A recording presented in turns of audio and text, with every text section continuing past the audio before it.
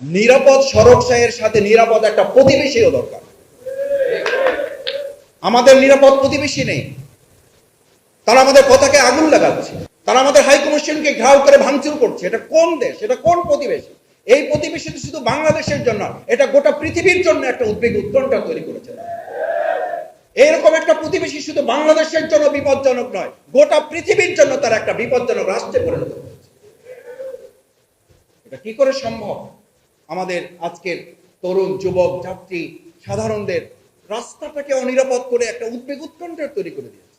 সম্মানিত ভাই এবং বন্ধুগণ, আমি আরেকটা কথা আপনাদের বিনয়ের সাথে অনুরোধ করতে চাই। দেখেন, আমাদের এই প্রিয় মাতৃভূমি বাংলাদেশ, এই বাংলাদেশটাকে নিরাপদ করে গড়ে তোলার লক্ষ্যেই তো আমরা আমাদের দেশটাকে, আমাদের মহান মুক্তিযুদ্ধের যারা যুদ্ধ করেছেন, স্বাধীনতা যুদ্ধে অংশগ্রহণ করেছেন, আমাদের শ্রদ্ধেয় সভাপতি, আমাদের সর্বজন সম্মানিত ব্যক্তি ইলিয়াস কাঞ্চন ভাই বলেছেন 53 বছর স্বাধীনতার 33 বছরের লড়াই করছেন। আমি ইলিয়াস কাঞ্চন ভাইয়ের সাথে তার সমস্ত আবেগের সাথে মিলিয়ে আমি আজকে একটা কথা বলি, যে নিরাপদ সড়ক চাইয়ের আন্দোলন তখন সফল হবে যখন নিরাপদ একটা সরকার আমরা এই দেশে প্রতিষ্ঠিত করতে সক্ষম হব। তিনি আক্ষেপ করে বলেছেন যে বিভিন্ন সময় বিভিন্ন সরকার এসেছে, কথা শুনেছে, কোনো কথার কর্ণপাত করে তার বাস্তবায়নের ধারে কাছে যেতে পারেনি। তার যে আজকে যে স্মরণিকাটা আমাদের হাতে এসছে, আমি স্মরণিকাটা দেখতেছিলাম বসে বসে, তিনি যে সুন্দর বাণী ওখানে দিয়েছেন, যে বক্তব্য দিয়েছেন, তার উপরেটা হচ্ছে লেখা ছিল, যা শুনবো, যা বুঝবো, তা মানবো। এই কথাটা তো আমাদের শ্রদ্ধেয় ইলিয়াস কাঞ্চন ভাই না, এই কথাটা মহাগ্রন্থ আল কোরআনে, ওয়ালা তাকুলু মা লা তাফআলুন, তোমরা এমন কথা বলবে না যা তোমরা করবে না। অথচ আমরা এমন একটা রাষ্ট্রে বাস করি, বলাই হয়ে থাকে এটা এমন সরকার, তারা বলবে করবে না, করলে তা বলবে না। কি আজব কথা! কি কোরআন বিরোধী, কি ইসলাম বিরোধী, কি মানবতা বিরোধী, কি যে জাতির সভ্যতা বিরোধী একটা রাষ্ট্রে আপনি বসবাস করে কি নিরাপদ সড়ক আপনি চাইবেন? আপনার তো বারান্দাটাও আপনার জন্য নিরাপদ না, সড়ক তো বহুত পড়ে। জুলাই আগস্টে তো আমাদের বারান্দা ঘরের, আমাদের বেডরুমটাও তো নিরাপদ ছিল না। সেই রাষ্ট্রে আপনি বেডরুম, আপনার ডাইনিং রুম, আপনার বারান্দা নিরাপদ করে আমি কখন আমার রাস্তার নিরাপত্তার দায়িত্বের কথা আমি ভাববো? আমাদের কলিজার টুকরো সন্তান, কোলে মায়ের কোলে সন্তানকে গুলি করে হত্যা করা হয়েছে।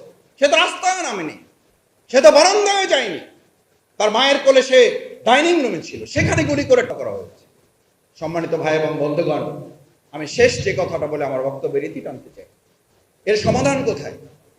সমাধান হচ্ছে, আমি 4টা সুপারিশ মালা উপস্থাপন করতে চাই। নাম্বার 1, ছোট ছোট করে।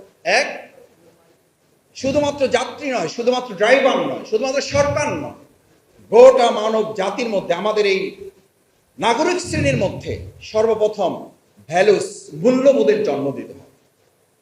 আমি ছাত্র জীবনে তো এখনো বয়স কম, আমি যখন ইসলামী ছাত্র শিবিরের কেন্দ্রীয় সভাপতি, একটা সেমিনারে আমি ইংল্যান্ডে গিয়েছিলাম। আমার সাথে যিনি ড্রাইভার আছেন, উনি রাস্তা একটু ভুল করে ফেলেছেন। ট্রাফিককে হেল্প নিলাম, ট্রাফিক আমাকে বলে দিল রাইট সাইডে যাবেন। আমি খুব অবাক হয়ে লক্ষ্য করলাম, আমি এটা বাংলাদেশে এসে তখন শিবিরের আমি একটা কনফারেন্সে বলেছিলাম, যে পিছনে পিছনে সে আমাকে ফলো করেছে, যে সে যে ইনস্ট্রাকশনটা দিয়েছে এটা আমি বুঝতে পেরেছি কিনা।